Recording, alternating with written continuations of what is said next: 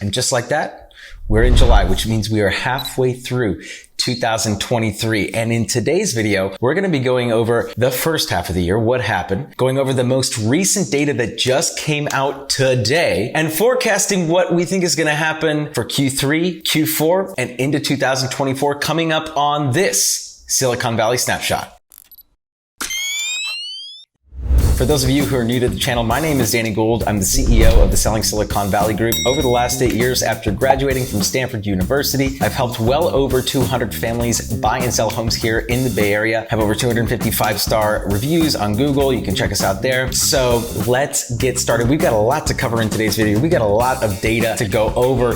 But before we do that, before we get into the data, if you're a buyer in today's marketplace and you're looking for a comprehensive data set like the ones that we're going to be going over today, but for the specific area or neighborhood or zip code that you're looking in, you can text the word data plus the area or the neighborhood or the zip code that you're looking in, and we will get that information sent straight to your inbox. And if you're a home seller trying to figure out, is now the right time for me to sell my property? And if so, what should my pricing strategy and approach look like? You can text the word data plus your property address to the number down below, and we will get all of that information sent straight to your inbox.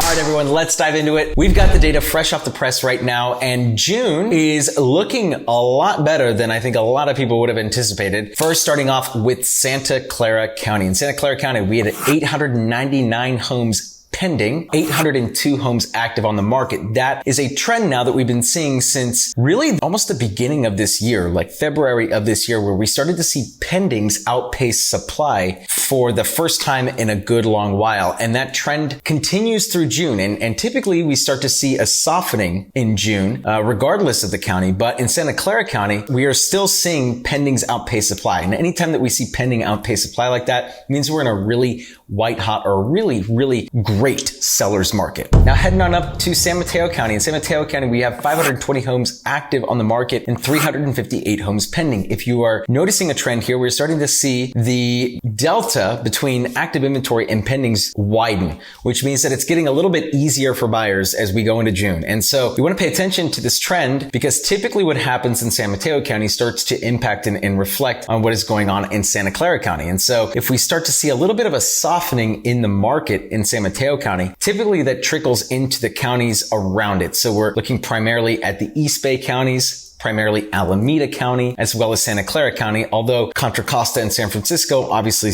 get some trickle as well. But that's really where we'll see most of the effect, because as the market softens in the Mid-Peninsula, we see some buyers, especially if the markets are a little bit hotter in Alameda and Santa Clara County, for example, then those buyers typically come into the Mid-Peninsula. It's that trickle down theory that I've always talked about for years, where the trickling down of buyers in and out of Santa Clara County, in this case, and Alameda County, into a softer county like right now we're starting to see with San Mateo County. Now flipping over to San Francisco, we have 1,017 homes active on the market and 385 homes pending. If you look at the trends here, we are seeing stability really in San Francisco. We're really for the last 3 months or so, we've had fairly consistent inventory levels as well as fairly consistent pending activity here in San Francisco. And so really moving into July and August, we'd expect to see some of the same.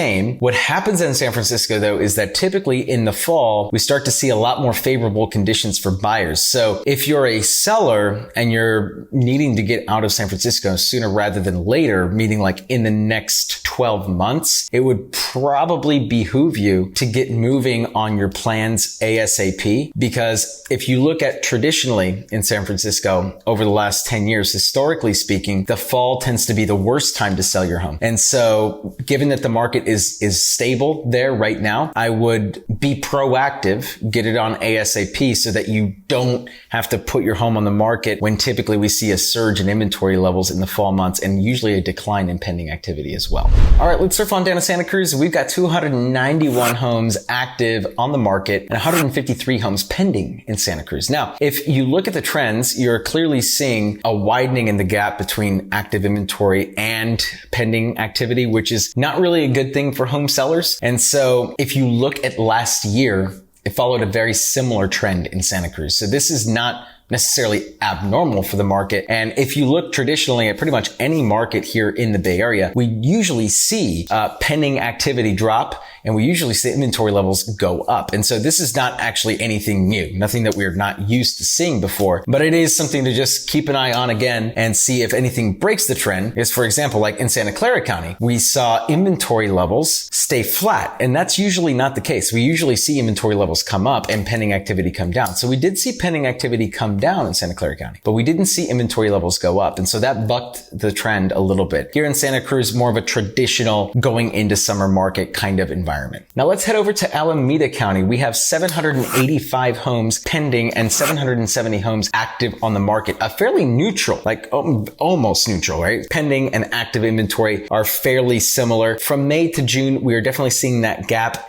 decrease a little bit, that delta decrease. I would expect going into July and August for it to switch a little bit, actually. So I would expect in August and July to see maybe a little bit more inventory levels than pending activity. How we rebound, how Alameda County rebounds out of the summer months though and into the fall will dictate how the fall market really shapes up for Alameda County. And if that pending inventory can sustain and continue to outpace supply in the summer months, that will likely mean that the fall activity is going to be very, very good, especially if you're a home seller. For home buyers, not so great. And then finally, Contra Costa County. Contra Costa County, very similar to Alameda County. We're basically net neutral there. Pending and inventory levels, 838 homes pending, 832 homes active on the market. We see a decrease in that delta from May to June, meaning that we're seeing that gap between pending inventory and active inventory just decrease ever so slightly. And same thing holds true for Contra Costa County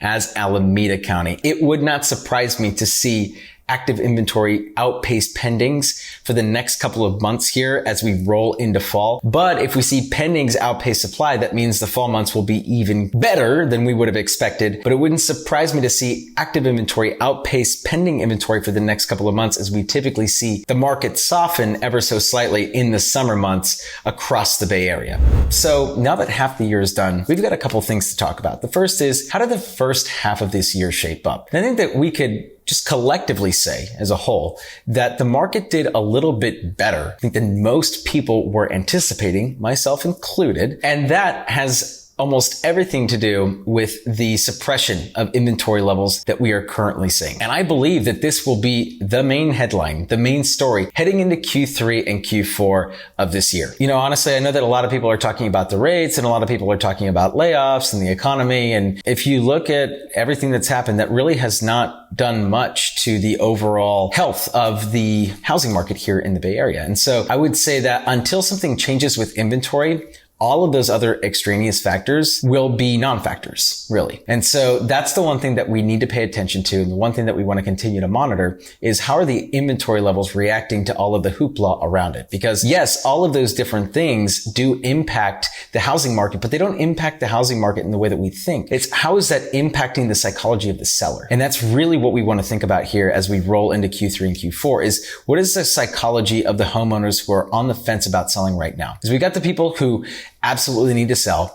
Death, divorce, disease. There's a fourth one and I forget it right now, but oh yeah, diapers, of course. So you've got the 4 Ds: death, disease, divorce, and diapers. Those 4 things are the only true reasons people need to sell right now. Outside of that, there is a cohort of sellers who are thinking about selling. It'd be nice if they sold, but they don't need to sell right now. And so the question becomes is, how is everything around us? How is the landscape shaping up over the next 2 quarters? And how is that impacting the psychology of that cohort of sellers? Up until this point, the answer has been, they ain't moving. And so unless something changes drastically to influence the psychology of that cohort of sellers, we're probably going to see a fairly stable market over the next 6 months plus. Death rates are fairly stable.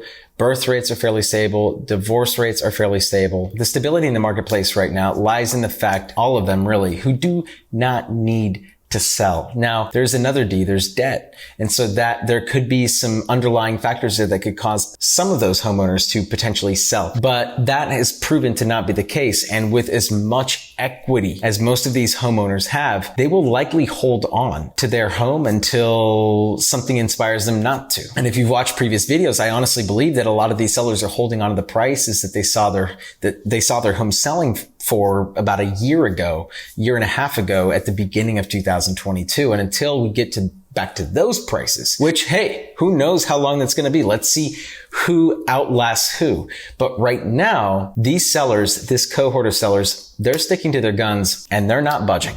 Now, the truth is a lot can change between now and the end of the year. And that's why if you're not yet subscribed to this channel, what are you waiting for? Click the subscribe button, hit the notification bell, give us a thumbs up while you're at it. It costs you nothing and it helps you stay updated every single time we post a new video just like this one. That's all for this video, everyone. This is Danny Gould. I'm selling Silicon Valley and I will catch all of you in the next video.